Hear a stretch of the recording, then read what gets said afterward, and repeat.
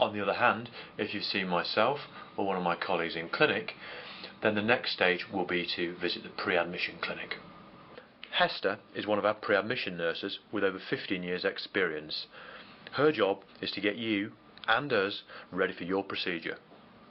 Once it's deemed appropriate that the patient requires an angiogram, they don't have to wait too long nowadays, just a few weeks.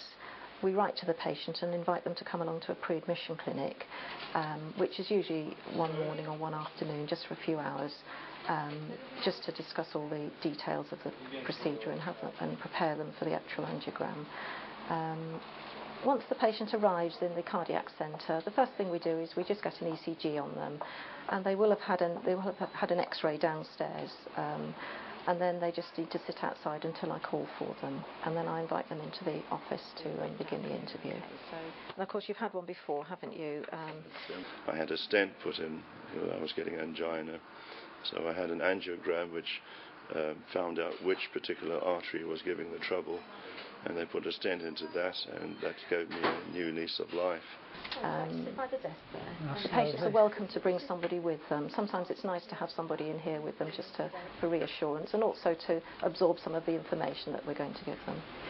The pre-admission takes about 40 minutes to do. I check all the patient's drugs and record them all. I ask the patient some clinical questions, just about past medical history. I like to know if any symptoms have changed since they were last seen here, either at the treadmill clinic or by a consultant.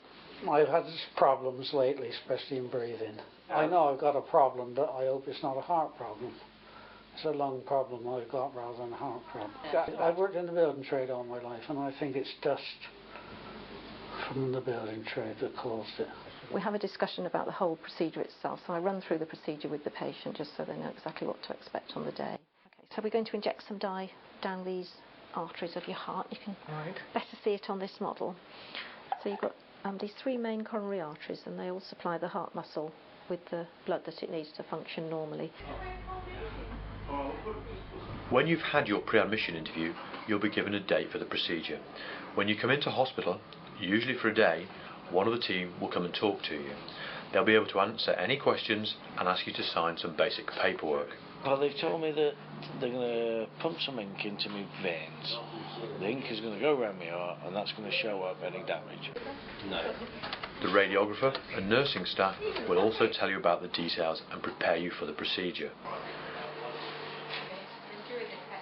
There are plenty of people inside and outside the operating theatre who are able to make sure the procedure is carried out safely and comfortably. I can get you to keep your hands where they are now. I'm about to cover you in some sterile. Now, Fred, you all right under there? Yes. Perfect. You okay, yeah? Good.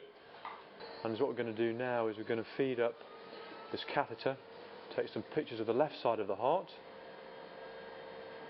We have to take quite a few pictures because, as you can appreciate, my fingers are V'd there, but in fact you can't appreciate it there or there. So there are a number of X-ray projections we take to allow us to use this two-dimensional method to visualise a three-dimensional problem. So we're just going to take some pictures. That's great. And left lateral, please. So as you can see, the X-ray machine is able to move around the patient. We don't have to move the patient, which allows us to take multiple projections. That's good height. That's good. Gives us that visualization that we need.